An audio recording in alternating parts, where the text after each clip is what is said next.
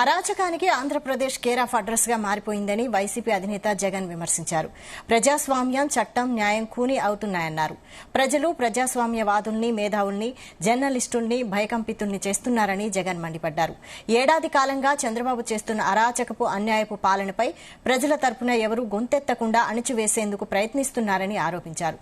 తాను చేయని వ్యాఖ్యలకు 70 ఏళ్ల వృద్ధుడైన సీనియర్ జర్నలిస్ట్ కొమ్మినేని శ్రీనివాసరావుని అరెస్టు చేసి కక్ష సాధింపుల విషయ సంస్కృతిని పతాక స్థాయికి తీసుకెళ్లారని మండిపడ్డారు.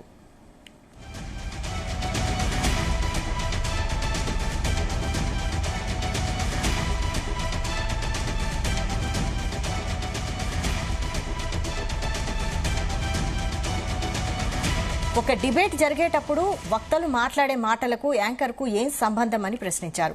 సహజంగానే ఓ డిబేట్లో వక్తలు కొందరు అనుకూలంగానూ కొందరు వ్యతిరేకంగానూ మాట్లాడుతూ ఉంటారని, కొన్ని టీవీ ఛానళ్లలో వ్యక్తిత్వాలను హననం చేస్తూ చాలా మంది గెస్టులు మాట్లాడిన సందర్భాలు గతంలో మనం చూడలేదా, ఇప్పటికీ కొనసాగడం లేదా అని ప్రశ్నించారు.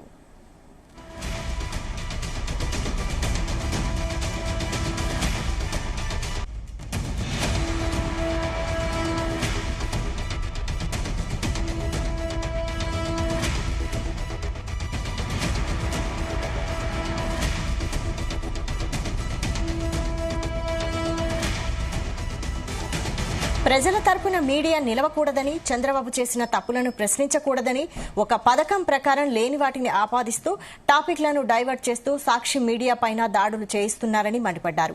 కొమ్మినేనిపై చంద్రబాబు కక్ష కట్టడం ఇది తొలిసారి కాదని గుర్తు చేశారు. గతంలోనే ఆయన ఉద్యోగాన్ని ఓడగొట్టారన్నారు. 4 ఏళ్ల తర్వాత మీరు చేసిన అన్యాయాలు, అక్రమాలు, అధికార దుర్వినియోగానికి ప్రజలకు తప్పకుండా సమాధానం చెప్పాల్సి ఉంటుందని, చేసిన తప్పులకు బాధ్యత వహించాల్సి ఉంటుందని గుర్తుపెట్టుకోండంటూ హెచ్చరించారు.